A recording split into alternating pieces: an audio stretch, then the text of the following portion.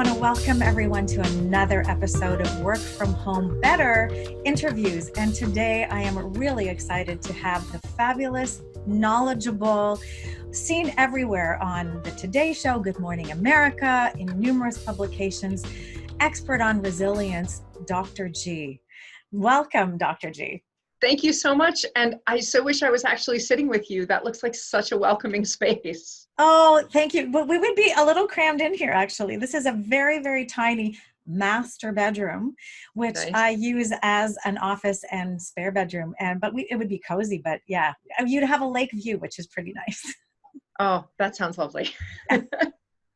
So welcome. I'm really excited that you offered to join this series because we are obviously in a very stressful time, and having strategies to understand how to deal with this stress, which is there. I don't know about your experience, but I have in the last few weeks felt that I've been okay. I've been treading water. I've been, feeling all right. Doing this, it's going okay.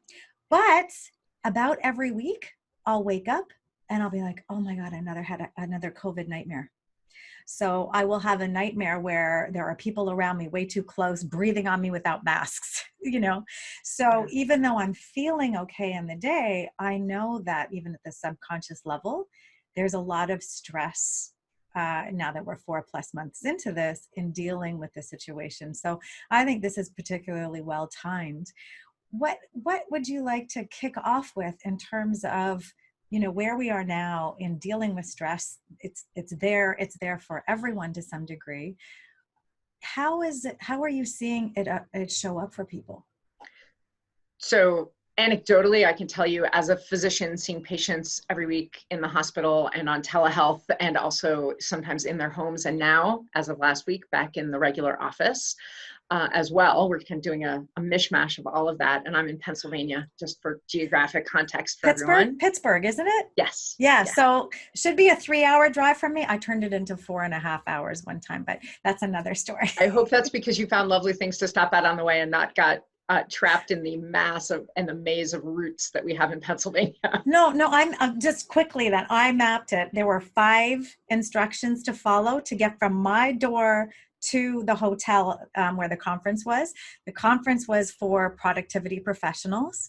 I was going to speak and lead a group there and attend. And I was listening to a productivity podcast on the way. And what could be more productive? Right? So you think you're set up for success. So you're just, you're going to be efficient getting there. Well, because I'm in Canada and driving to the States, I don't have a US data plan. I didn't have a notification to come up and cue me when to take turn number 3. So when I arrived in Cleveland, I thought, yeah. But you saw a lot of Lake Erie's beautiful coastline. Exactly. So yeah, I arrived about an hour and a half late, missed the meeting I was supposed to host. It was like, you could have gone the other way around that lake. Right. I know. Right. So anyway, Pittsburgh, I love the city. Back to your story. So mishmash of things in Pittsburgh. You've got some at home, some in-office experiences, back to the stress that we're experiencing right now. And what I'm seeing in my patients, and I've never stopped seeing patients through this, so in the hospital and on telehealth, is that they are finding a balance, but it is more precarious than it feels, to your point. They feel like they have a 1.5 feet solidly on the ground until a stressor that would not normally set them back sets them back, or a symptom that would not normally bother them that much throws off their whole day, or a conversation with someone puts them into a tailspin, or I'm doing well during the day, but my sleep is a wreck, or my exercise is harder or less frequent, or my coping mechanisms aren't helping me the way they usually do. And I'm not a psychologist. I'm an MD doctor. I'm the family doc that you talk to about your back pain or your diabetes or, a well child check. I see a lot of kids. And I'm most of my patients are in underserved populations to begin with, who, if you use the measure of resilience as having been through hard things, which it turns out is not a great measure, going through hard things is a great way to learn resilience, but is not a guarantee of resilience, then you can think like, oh, how bad is this compared to the war-torn situation you came out of, or your refugee story, or your undocumented story, whatever it is.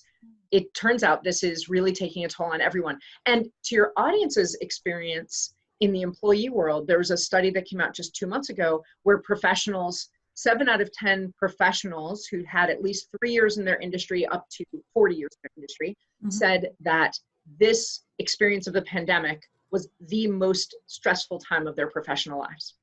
Wow. Well, so we are at new experience for sure, and then new levels of stress, which I look at this as requiring a redesign of almost everything.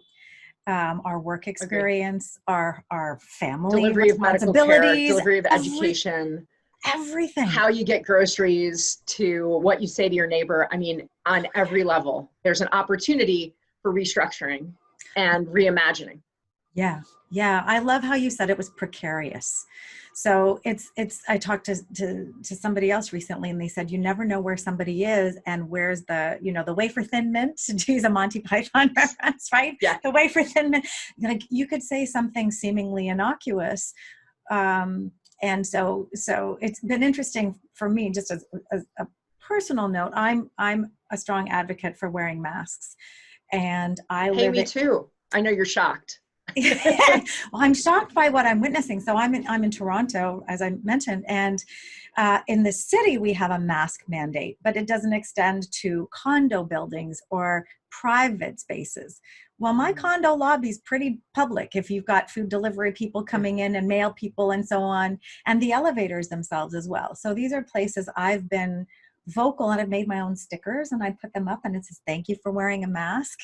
And to try That's the most Canadian thing I've ever heard. Well, there were some suggestions for other wording, but that wouldn't be Canadian of you. Yeah. Wouldn't be very Canadian. And I don't know how effective it would be. And Agreed. So that's sort of where I was leading with this little story is I've been feeling like I want to be a vocal advocate to encourage people who are reticent to wear a mask. I mean, I've had people say it's not healthy. It's just not healthy to wear a mask. And I've been trying to come up with what's the non-wafer thin mint approach to have a conversation about this, because certain people I've mentioned it to, it can be volatile, and I clearly don't want that to happen. I actually created a resource for people just before our Independence Day and your Victoria Day, that is how to ask uncomfortable questions, how to ask awkward questions. Would you please put your mask up over your nose? We have to ask uncomfortable questions in every aspect of our lives, pandemic notwithstanding. My child wants to have a sleepover at your house. Are your guns locked up? You're going to ride in my car. Would you wear a seatbelt, please? I mean, uncomfortable and awkward questions that save lives are not limited to 2020. Exactly. So that resource, how can we find that resource? I'm happy to give everybody the link. The easiest way to do is to go to my website. But actually, you know what? Even easier, you've tagged me here on Facebook. I think that's how a lot of people interact with us today. Yeah. And if you go to my Facebook page, which is Ask Dr. G, it's a little spelling test. You have to spell out the word doctor. I love that. Yep. And then it's on there. It says how to ask awkward questions. And it's really fabulous. Fabulous. But that ability to ask awkward questions to save lives, not just because you want to make somebody look bad or you're in an irritable mood, but to save lives, that is an important lifelong skill for all of us in the workplace. Yeah. I work with a lot of companies who have seen a rise in mental health distress. Yes. And in suicidality. And one of the topics we always attack is, how do you politely, respectfully express your concern? And to whom should you express that concern? If I'm worried about you, Claire, and I don't know this about you, so I'm not giving information, but if I knew that you had a history of depression and your affect seemed different to me, or you said something that made me worried about you as a colleague 10 years ago, absolutely no questions. That's not my business. Right. In 2020, one of the great opportunities that's come out of the pandemic is that we are allowed to care about people that we know professionally. I call it a compassion crack. It's like, right? And I want to open that. And there's going to be a flood of compassion. Exactly. It's like we've got this opportunity to dive in. And as leaders, we were task focused and how much have you got done and what numbers have you driven? But the how we got there was a little dismissed. Well, We were getting and there was a emotional Gen challenge. X view, not so much boomers, but Gen X view that things stay in their box. That's a home box. That's a personal life box. Yep. That doesn't belong here. Yep. Millennials and Gen Z are much better at seeing whole people. Yeah. And understanding that, you know, my worry about my wisdom tooth removal tomorrow is impacting my performance in this meeting today. Not because I'm a failure as a person, but because I'm a person. Person, period. Right. Exactly. And it's, I mean, we were hearing this for the past couple of years, at least, you know, you bring your whole self to work and this encouragement on showing up as a whole person. Well, now work landed in your living room. Right. It was a little bit of a fiction that it was really allowed. You were allowed to talk about your joys. You were allowed to maybe decorate your space. But the idea that your child could interrupt your work in any tangible way was still shameful. Or that your aging parent could interrupt your work, or especially that aging piece. And I just got off the phone with an online healthcare provider based in here in Canada, and they were saying they're seeing so much pressure on the sandwich generation looking after their kids and their parents, right? And where's the compassion for you as a human in that if you can't even, there's no space to talk about it and to show up that way. So I'm very excited about the leadership mindset shifts that need to be encouraged.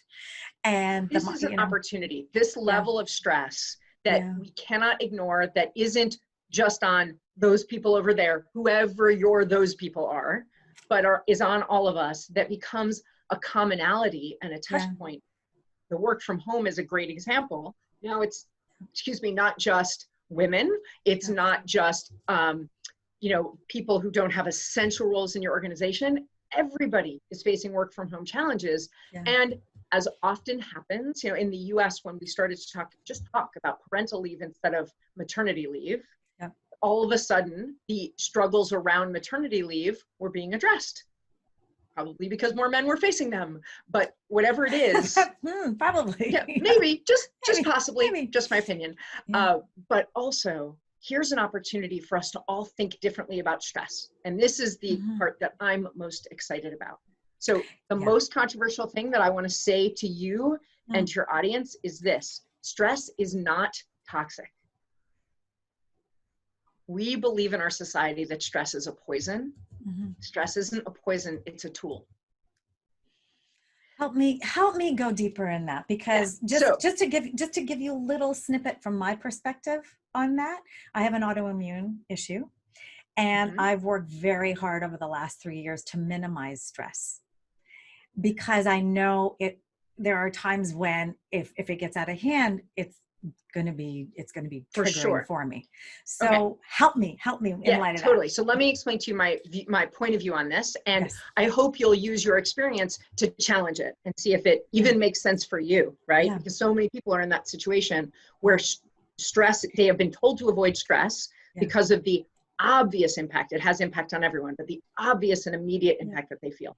If I told you that walking up here to my second floor to do our interview today made me a little out of breath, and I reassure you, I'm a well person, I'm just not in the best shape. You're Canadian, so you're too nice to say it, but you know what I need, right? What do I need if I get out of breath walking up one flight of stairs? More walking up the stairs. I need exercise. I need something to be a little more physically fit. A woman in her 40s who's healthy ought to be able to walk up the stairs without getting out of breath.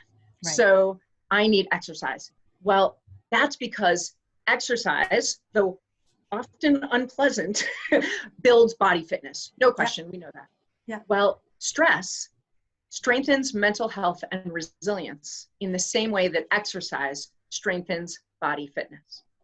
In the same way. Can you say that one more time? That's a powerful statement.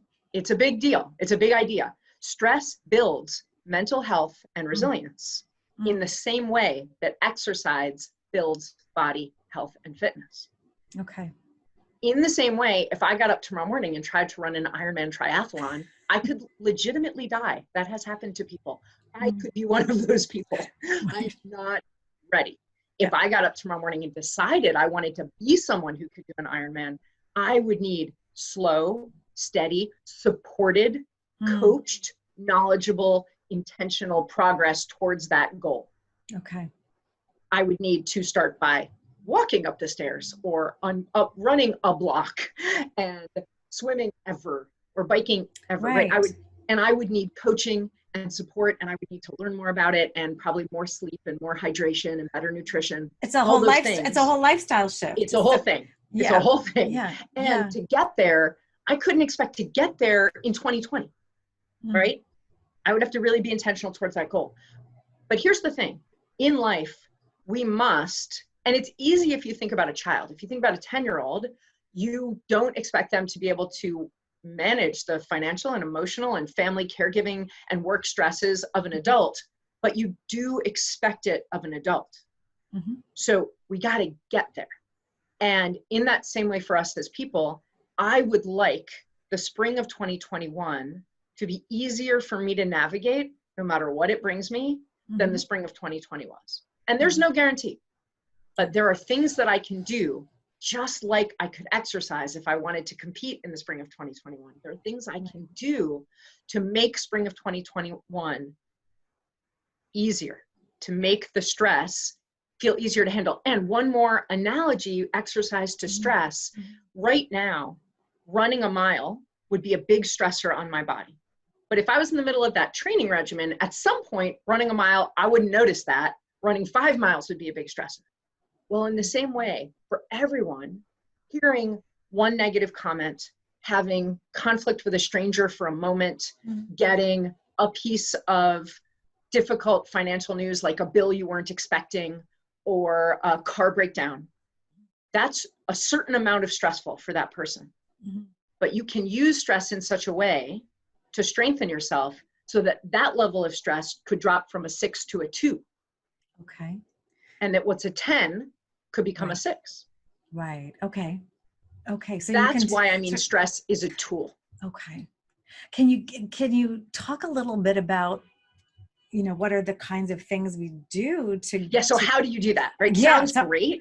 Yeah. I'm in. I like that. And I will tell you, here's the really good news. You've already done this somewhat. You already have things now that you could not handle 5 years ago. 100%. I think actually all the things I went through in the past 7 years of learning to live with this have made me better handle the situation for sure. 100%. And some of the things that you've done to limit stress have actually not limited the stressor. They've helped you focus on what you can control to limit your reaction to the stress. That's right. That's right. So another piece of information that maybe plays in this and may be relevant to other people. I'm what you call a highly sensitive person, sensory processing sensitivity, right? It's about 15 to 20% of the population.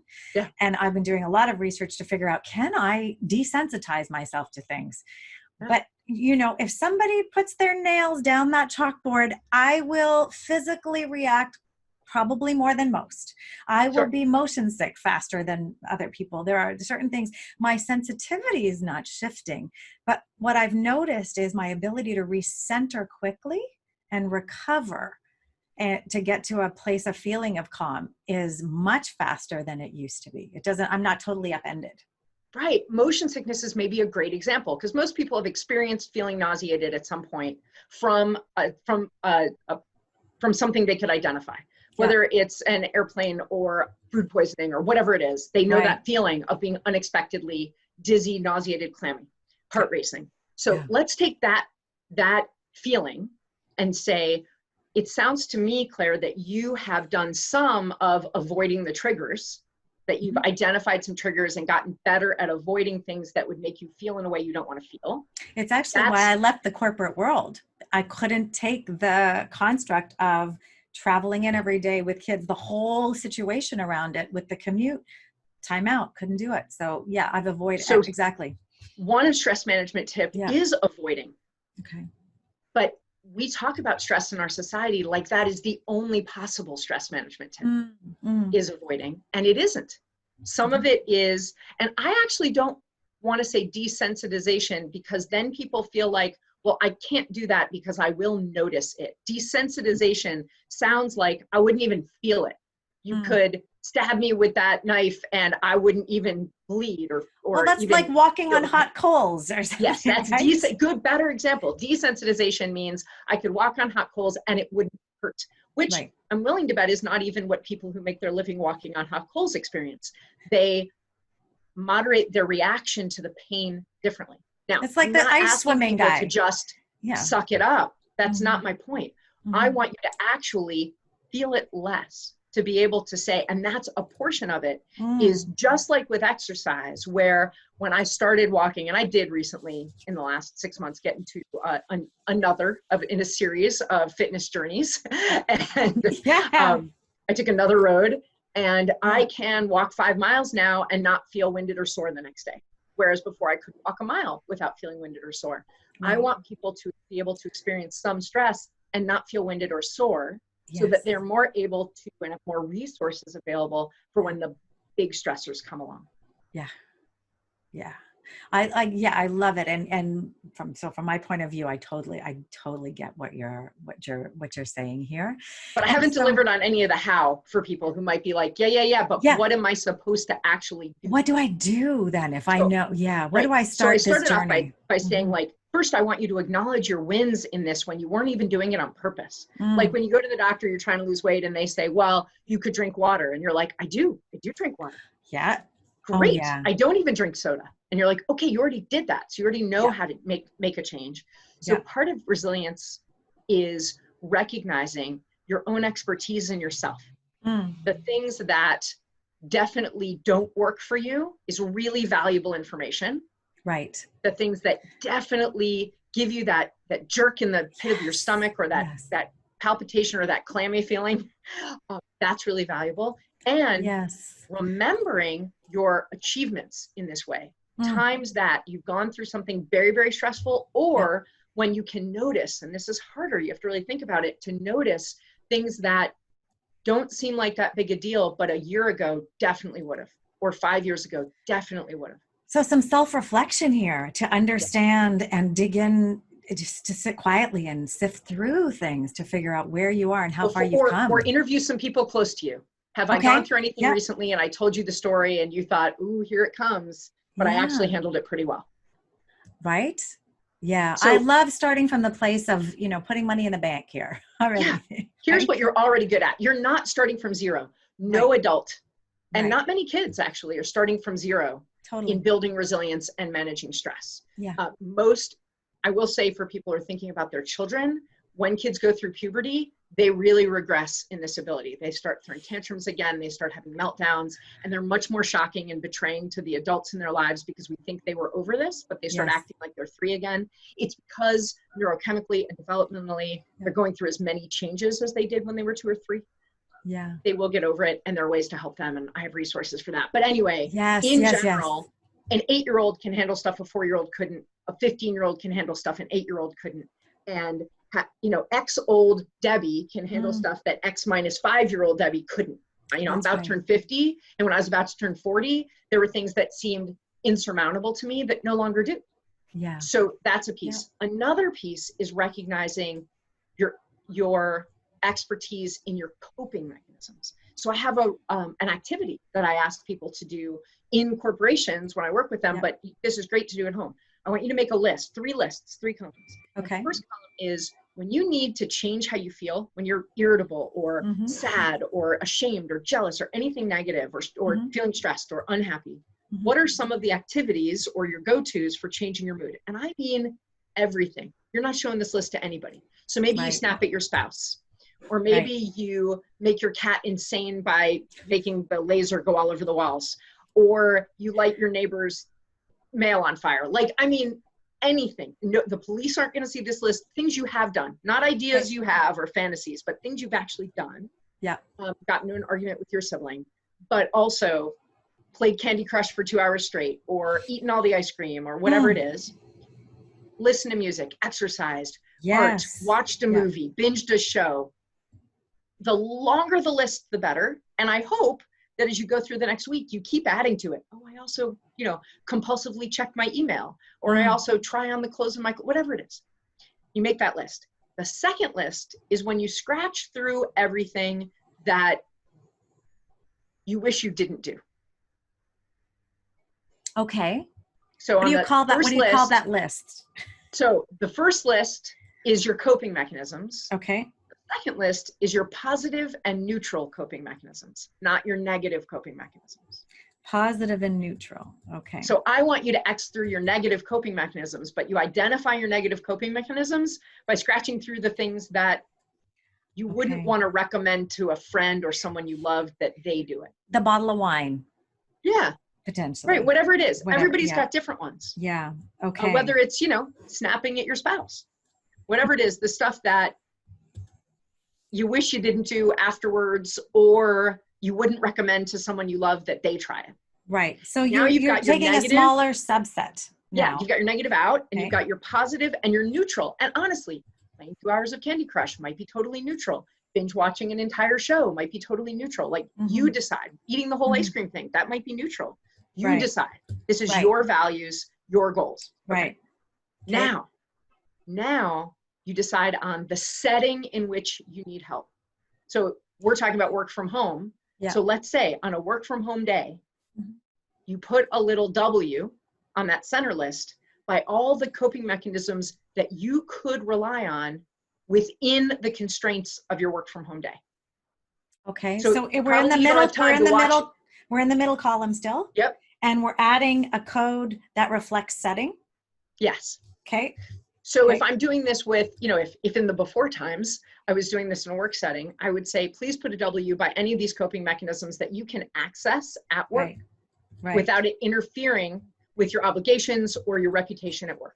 So you probably can't, for example, binge watch an entire show. Right. But but maybe, I don't know your setting, maybe you can turn on music that really changes your mood.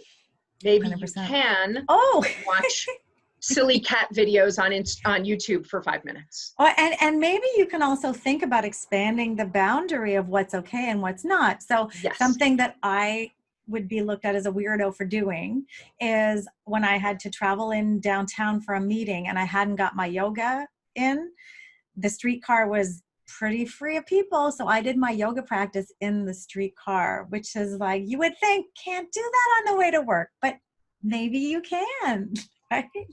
And you're that crazy yoga lady on somebody else's commute that brings 100%. Them joy. And they're like, I never knew you could do that. Well, I think in New York City, we know anything goes, but in Toronto, we're pretty behaved. And if you were still commuting, I would encourage you to put a little can out next to you. You might get donations.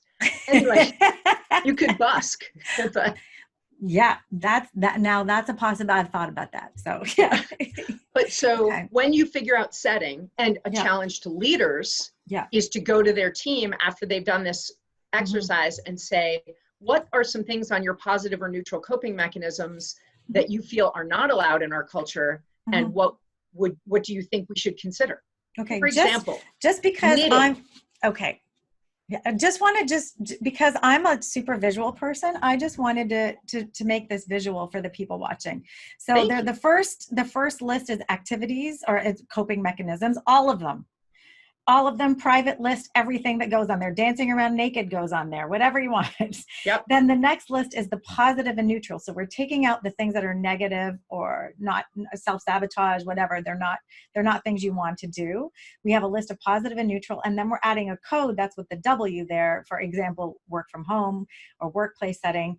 Then you can add a code in to reflect the setting. So that's where we are now. Just so you know, this is what I keep looking down at as you keep talking. Okay. Yeah. So and then you can put in other code settings. You can put an H for stuff you can do at home. You can put an E for stuff you can only do in the evening after the younger people in your home are in bed, if that's a situation you have. Or an A for things you can only do when you're alone, or that you can do when you're alone, because alone is maybe a more stressful time for you. Right. Then in the right-hand column, for the problem you're trying to solve today, the stress that you're facing, or the place where you're really behaving in a way you wish you weren't, for that setting, make that list on the right. So if it's in the pandemic, while my kids are home and I'm home and everything, which of those codes, which of those things from the middle, go on this list as coping mechanisms that are positive or neutral and fit my current circumstances? Got it. So I turned that into, are we seeing that? Specific setting coping strategies. Yeah, right? exactly. So I mean, it's a catchy term. Yeah. I'm thinking of trademarking it.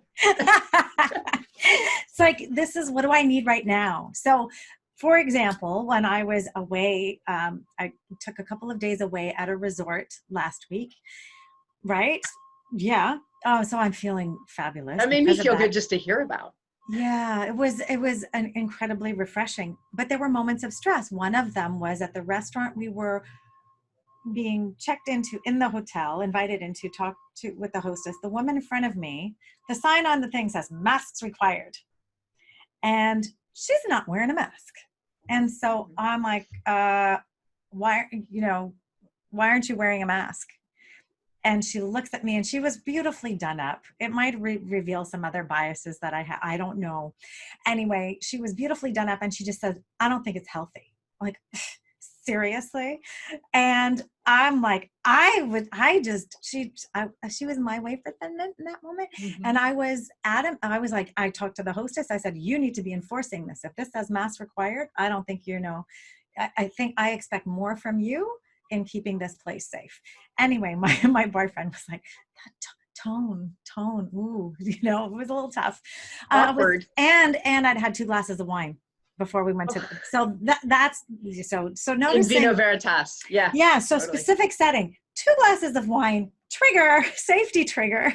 I was like, oh, so in those situations, probably we don't need to have wine before we go out. But anyway, so it's interesting looking at what happened there, and you're making me think what, your reference before to the uncomfortable questions. I can arm myself with that. So then I'll have a go-to in that moment where I was feeling very triggered by someone not respecting those around her, and no health reasons. So that aside, that's another thing I'd love to know your perspective on, but the health reasons not to wear a mask. But not just myself as a physician, but every group of medical professionals that I'm a part of, we agree that if somebody has any health reason that would cause a mask to be at all a danger, a true life-threatening danger, would be severe enough that they shouldn't be out of the house during this kind of an outbreak. That was exactly my view. And it's like, then you need to be really protecting yourself. Yeah. And so you're not the person that's going out going, I'm not going to wear a mask. That's like, it doesn't add up. So thank you for saying that. Now listen, in line at the pharmacy, you might encounter someone who's truly in both those situations. Yeah. Who nobody else could pick up their medications. Yes. But at a restaurant, less so. Exactly. Yeah, exactly. Thank you for that sidebar. So we've got specific setting coping strategies where you're marrying those skills that you've identified, these go-tos that work for you, know to work for you, and those specific situations. So you've got a list of, this is what I can do in this situation, right? Right. And a great deal of stress, of overcoming the impact of stress, is recognizing that there are things you can control, and then choosing to put most of your focus on what you can control. When people ask me on television to talk about the stress that kids are encountering about going back to school or not going back to school, or whatever's going to happen in their situation, how are we supposed to help kids with that? I say, listen and have empathy, and there are no rules about their feelings. But once you can pivot to action, that action should be about thinking about what is in our control. And that is a tremendous skill, so that stress will impact you less strongly, and therefore you will do stress better. It is not to say that it's ever pleasant. I feel that way about exercise. I don't think it's ever pleasant. Exercise is something I like to have done, but it's something I almost never like doing. Right. I put a behavior change model together, ABCs of behavior change, and the E is engaging so deeply with the feelings of the after you've accomplished it, that you trick yourself into thinking you liked it. Well, into like, oh my God, I feel proud of myself. All of that I'm stuff. teasing. I know that there are a lot of people who truly enjoy it, and I've had 3 flashes of that. But in general, it's like the dishes. I want them to be done, but I don't want to do them.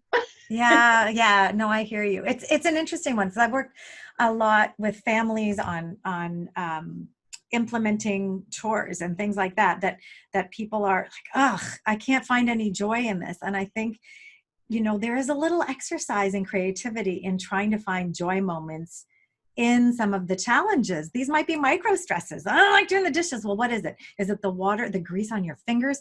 I figured out one time, I really hated turning clothes that were inside out the right way because my skin was dry in the winter and it would catch in the clothes. I'm like, aha, I'm not doing that anymore.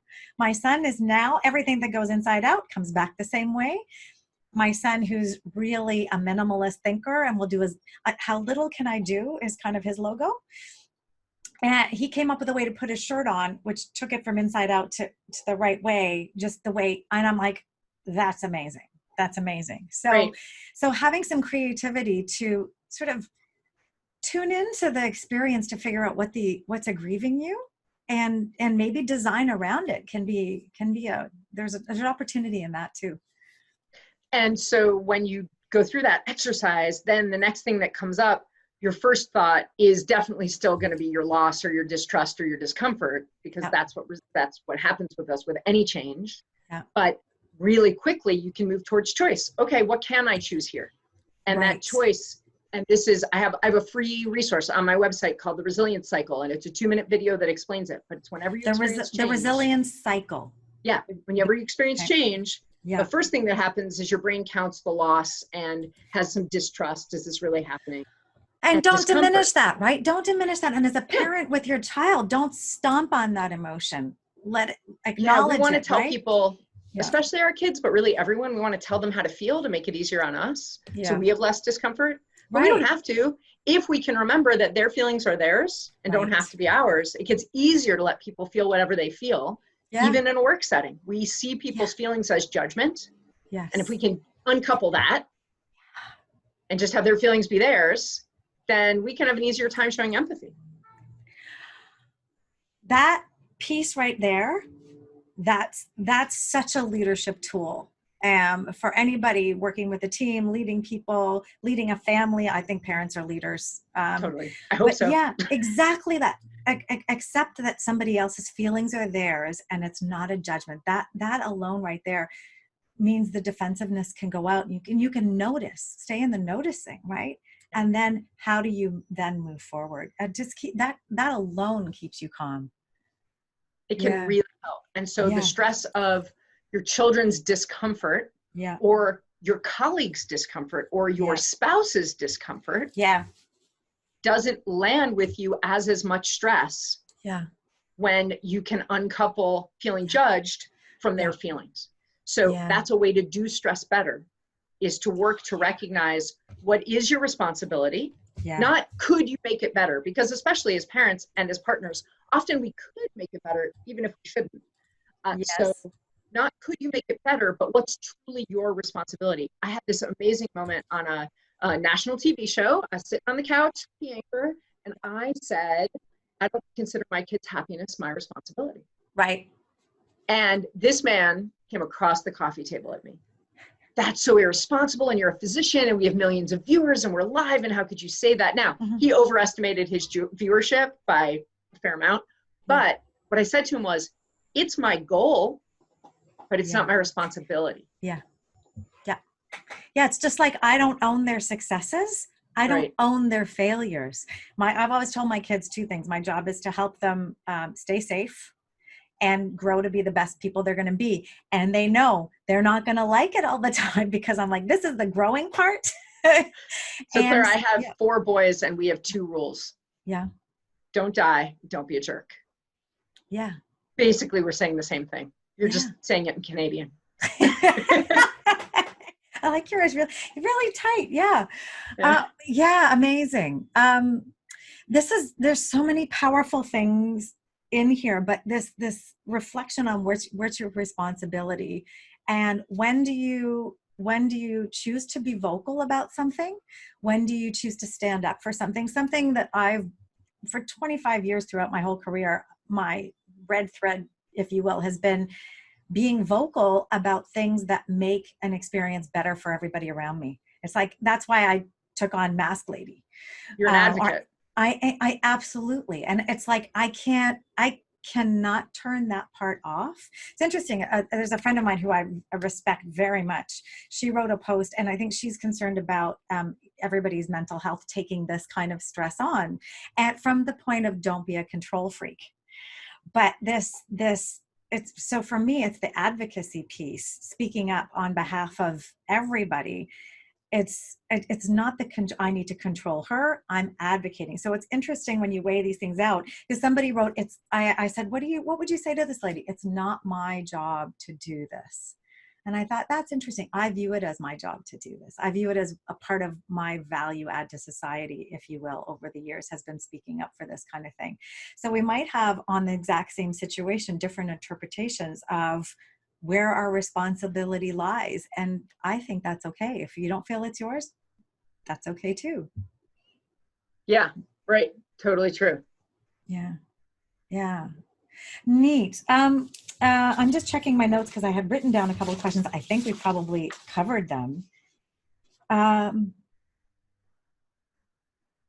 Is there anything just for people that are feeling that overwhelm and they can't catch it, that exercise that we went through with the 3 columns and coming up with tools?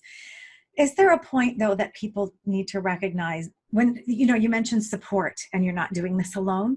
Right. When do people need to realize I need the bigger team here? I need to reach out because I'm maybe not centering as quickly, or it's getting to be a concern that I need some support for. So knowing your own yellow flags and red flags are really important, and being at least honest with yourself. I think a really important point to remember is that part of your obligation to yourself is to know what you want. Even if you're not going to do what it takes to get it in that moment, right? Yeah. You want everyone around you to be wearing a mask. Yes. And you might not be a person, and I'm making that assumption about someone, it's just an example. You may not want that. But if you do, you may say to yourself, it doesn't matter because I'm not going to say something to a total stranger that I'm going to be around for less than 15 minutes. Right. And it would cause a thing or embarrass somebody or embarrass me. I'm just not going to do it. Right. So why even think about the fact that I want it? Well, knowing what you want, and knowing what you need, even if you are not in that moment willing to do what you might get you that, it may no guarantee of success. You can't control someone else's behavior. Exactly. Yeah. It's still worth knowing what you want. In the same way, even if you wouldn't say anything to anybody, it is worth knowing what your symptoms are. What happens in your body or in your mind or in your sleep or in your relationships or in your finances or in your refrigerator when you're not okay. Yeah. Yeah. I've had those moments in life, 3 of them, I think, where I felt like somebody wound up and punched me. The news I got was so hard to take. Those moments, and I had my first experience actually about a year, maybe 14 months ago, where I was verging towards panic attack. And I thought, my breathing is very fast and I'm like not thinking clearly. And I reached out to about 5 or 6 people in a Facebook group and said, somebody call me, because I needed to talk to somebody. I'm like, I needed to just bounce back and forth with someone who was level-headed. And that proved to be, that's the closest I've ever got to feeling like, ooh, this is a little bit spinning in a direction I don't like. And so knowing that's a red flag for you. That was a moment that you needed support right then. Yes. Knowing your yellow flags is also really valuable. That when you start, I don't know, making impulse purchases online, or staying up much later than you meant to, or ignoring your alarm in the morning, or buying all the junk food, or whatever it is. Yes. Knowing what your yellow flags are, even if I wouldn't tell anybody because I don't want to worry them, or I can't change it, that idea, recognizing the warning signs is valuable. Better yet is coupling those yellow flags to your coping mechanisms. Yes. But I don't want you to be blindsided. I want you to know, for the same reason that right now for people who are off the East Coast, they're hearing about storms that are being created in the Atlantic and may or may not come in. And they probably make sure they check on the weather once a night just to see what might be coming their way. I want you to know what might be coming your way. And some of it you cannot predict. But we are more resilient about predicted change, even if we hated it, even if we don't want it. We're more resilient about predicted change than unpredicted change. That's interesting as our leaders navigate and figure out what they're going to tell us about what they know in this situation, right? Do you prepare the population? That was me in childbirth. I wanted to know all the facts so I can be like, wrap my head around the possibilities. For me, that was helpful. I think there are some people that feel overwhelmed in the knowledge and I've talked to people and they've said, I just want to see when it happens. I don't want to research before. So that's interesting. That's really interesting to hear that predicted stress leads to greater resilience than unpredicted stress. And I want to just to your point of when you are overwhelmed, asking for help builds your resilience and makes you a stronger teacher. Because you might say, you know what, I'm not going to die by suicide today. The world will keep spinning. I'll get up tomorrow. It'll probably be okay. Your bravery, should you choose to engage with it, to speak your vulnerability or to speak your need, may be the thing that gives someone else the encouragement. Well, if Claire can do it, and look how people rallied around her, or I didn't even see her ask, but she told the story later of how she's grateful she is that she asked and someone answered, and now she's doing a little better.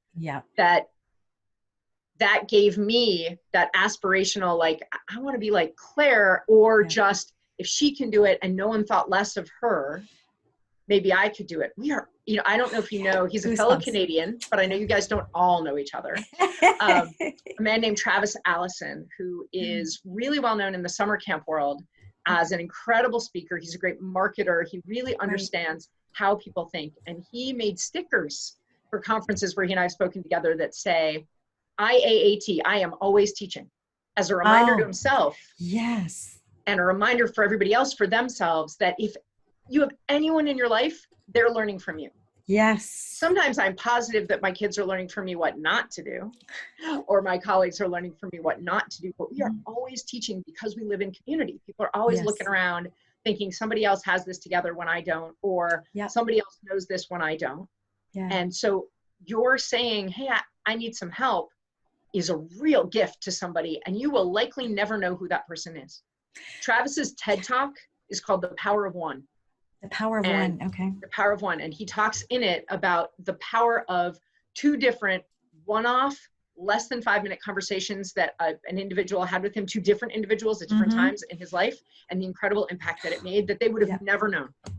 Can change the course of a life. I've heard a few stories like that are just so powerful. So it's almost a way to keep your bar high for how you show up, right? It really is. So asking for help is a really brave, strong thing that you can do.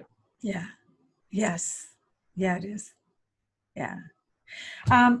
I love that. My last question for you, unless there's something else you want to share. My last question that I have for you is, when you think in the world out there, who are one or two examples of people who exude a really strong ability to manage stress? So he just passed away, John Lewis. This is a man who handled a great deal in his young 20s, like was able to come to prominence and handle incredibly difficult obstacles in his young 20s, but really was authentic and out there showing people how much more he could manage, and not letting the constructs of where he existed and those responsibilities that he had and the worries that he had get the better of him. And you can kind of see through his life, just the part that's open to the public. I don't know him personally at all, how he did this better and better and better through his battle with cancer in the last 6 months. And that, I think the thing that struck me the most about him is that he has this reputation in Washington, DC, maybe more than any other elected official, of just stopping to talk to people who are touring DC. Oh, really? Just being really generous with his time, his knowledge, his experience, and his person, just his warmth. And if anybody would have had a really good argument for being like, oh, I'm so sorry, I'm too busy. And yet he sought people out. He would see people taking a tour and he would walk up and introduce himself. And what a spirit. That seems to me like somebody who, if I need an aspirational figure, if he can do it, Yeah. You know what? I love that you mentioned him, because in this whole mask, do I say something? Do I not say something? Conversation I've been having with myself.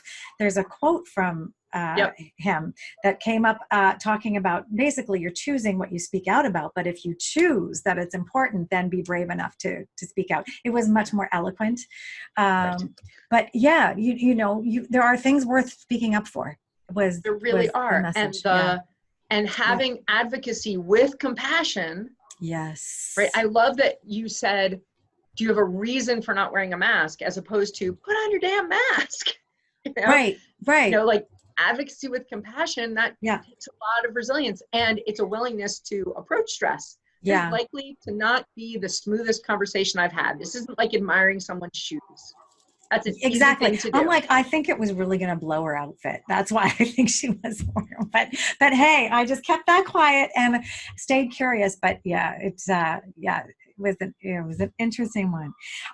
So many rich tips here. Is there anything we're going to definitely encourage people to visit? Ask Doctor spelled out. DocTorg.com for the tool, the resiliency cycle, and also the awkward questions. I put a link to that in the chat for Zoom and over in the Facebook Live. So look at you. if Yeah, amazing. anybody wants to grab that, you're more than welcome to. And I hope that people reach out to me, but I just want to leave you with the idea that this means that every stress you encounter, this is like exercise that finds you. I have to decide to go exercise every day, but I don't have to decide to encounter stressors.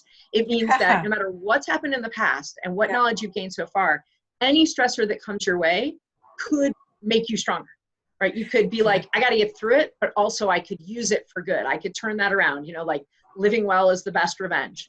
So in that way, I absolutely love that message. There was somebody else a while ago had a message, seek stress. And I went, now you're going too far, because it's going to find you. You don't have to. You don't have it's to. coming for you. Right? I know. I'm like, hey, dude, it doesn't have to go on your to-do list. I do not. Yeah. It's not one more podcast you got to listen to. It's not one more, like personal self-care activity you should do. It'll find you. You just go about your business. You open the mail, you get your groceries, you ask somebody to put the lid down on the toilet seat. Maybe that's too much for my house, but whatever. Well, but that's another public health thing that needs to happen. Just on a total side note, public bathrooms need to have lids on toilet seats now, and all paper towel. No dryers, no non-lids, with the flushing and the air circulating, right? If we're gonna tighten up our whole sanitation experience, we got lots of opportunity. I don't want to leave on that note, though.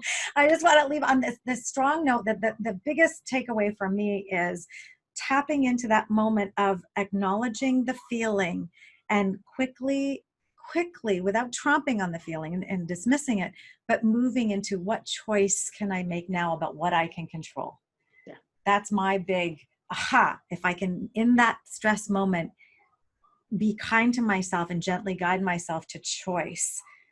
You don't have to do every stress better. You're not failing me or yourself or Claire if you don't do every stress better. You could just pick one a week and be like, I want to do this one better. There you go. So everybody, there's your challenge. Pick one stress a week, and there's a cornucopia of stress out there to choose from. Pick one small stress, celebrate the wins, and just know you're moving forward on a path to greater resilience each and every day. So Dr. G, thank you so much for joining me today. This is going to be so pleased to be welcomed. It's been really a wonderful conversation. Thank you, Claire. Oh, my pleasure. So everyone, thanks for tuning in to this episode of Work From Home Better, the interview series. You can find more on my YouTube channel, youtube.com/Clare Kumar. Hopefully you'll tune in again. I'm going to be shifting actually the series a little bit to look at this whole return to life and work as things shift. And as Dr. G said, we have this mishmash, some people at home, some people out in the public, people working in hotel rooms to get out of their tiny condos. There's going to be a whole lot of creativity, and I'm looking to support conversations, science-backed strategies to support sustainable performance in this new mishmash reality. So hopefully you'll stay tuned for that. Thanks again, Dr. G, for joining us. And thank you for everyone that tuned in. I don't see any questions. I do see some lovely comments in the Facebook that was along with us. So I just want to share that with you, Dr. G. And again, thank you to everyone for joining us today. Have a wonderful rest of your day. Take care. Be well.